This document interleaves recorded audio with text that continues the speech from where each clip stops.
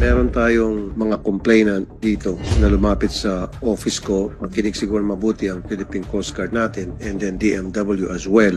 Kung paano sila nakalabas from the Philippines going to Kuala Lumpur at sobrang kalbaryo yung kanilang dinaanan. From Manila Alis. po, lumipad po kami to Zamboanga. Tapos nagstay kami ng overnight sa Zamboanga. Kinabukasan po, lumipad naman po kami from Zamboanga to Tawi-Tawi. Pagdating namin po sa Tawi-Tawi, sumakay naman po kami ulit ng tricycle papuntang Old Chinese Port or Bungaw. Doon po sa Bungaw, Tawi-Tawi, meron po tayong mga tao, Your Honor. Kasi yun yung rota na ginagamit ng mga human trafficker. So dapat talaga may bantay doon ng Philippine Coast Guard. Pagdating po namin sa Old Chinese Port or Bungaw Port, sumakay po kami ng lancha. May nag-expect? Wala. Wala po. Meron kayo mga life vest doon? Wala po. Paano kung lumubog yung lansya? Maraming mamatay. Ito po ay medyo mali sa dapat na procedure po. Dahil ang Philippine Coast Guard po, maaring hindi isa-isahin yung pasahero, pero yung bilang, sinasabi po yan. Maaring hindi po niya nakita, pero nandun po ang tao natin, pasakay pa lang kayo, may counter po kasi yan. So ngayon, yung pagsuot po ng life jacket, dapat po, requirement po yan dun sa operator o master. Yan po, yan yung lansya na sinasabi. Po, sir. At kumakarga ng 40 passengers.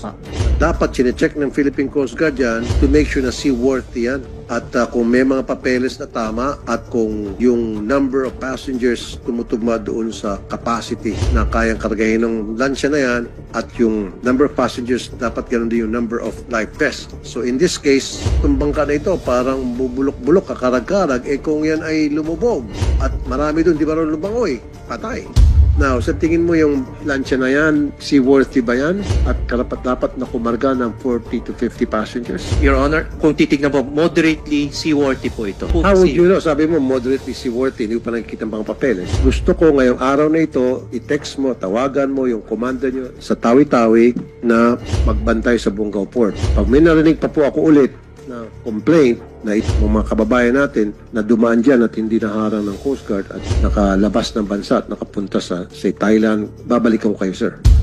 Yes, Your Honor, we will do that. So, nandyan na po yung aming mga investigator. We will talk to her at kung sino po yung may kapabayan, including our Coast Guard personnel na nagkaroon po ng negligence in this case at yung mga naging involved po na kung saan nagkaroon ng trafficking. Makaasa po kayo. We will file cases po. Hindi lamang po yun sila na involved, pati yung operator owner po ng sasakyan na ito. So, Thank you, from Your now on, wala nang lansya na alis ng Bungaw Pier nang hindi na-inspect ng Philippine Coast Guard. At siguraduhin lahat ng mga lansya na umalis dyan, seaworthy and at the same time, kung seaworthy man sila, yung kanilang life vest jacket. or life jacket tugma doon sa number of passengers. Yes, Your Honor, we will do that po. Ako po ang